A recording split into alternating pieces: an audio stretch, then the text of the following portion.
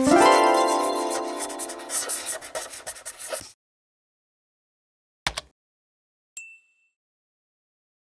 probably all know how to frame your selection in the viewport, but did you know you can frame your selection in the graph editor as well? This comes in handy when animating so often because you don't want to work on the full thing. You want to zoom into each keyframe and get them perfectly right. And then you want to zoom back out and see how things look as a whole. So being able to zoom in and out in a fast and efficient way is important. And I'm going to show you how to do it. So right now I've got a few keyframes selected here by just box dragging and selecting. And now I'm going to push the keyboard shortcut on my numpad, which is the period key on the numpad. So I push that and I'm zoomed right into everything, and I can tweak and work on these. I can move things around. And then when I want to zoom back out to see everything, I push period on the numpad again, and that will get me out to all of my active keyframes here. If you don't have a numpad, you can still zoom in and out. And I actually like this method just as much because it gives you a lot of options. So I'm going to just same thing, box select certain keys that I want to zoom in on, and I'm going to press the tilde key on my keyboard, that fun little squiggle.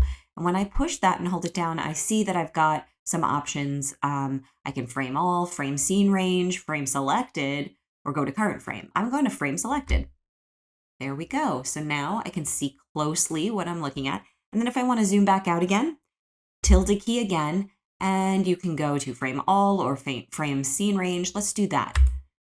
Frame scene range is going to show me all from 0 to 110 of my active frames, but it's not giving me all of the peaks and valleys of my graph. So if I select all, hit tilde again, and go to frame selected, now I can see all the peaks and valleys. So the tilde key will give me a few options in order to see my graph as clear as I want to, and I find that helpful too. So really, it depends on what you like. I like period key for quick zooming in and out, and I like tilde for viewing all of my selected. So tilde, frame selected, beautiful.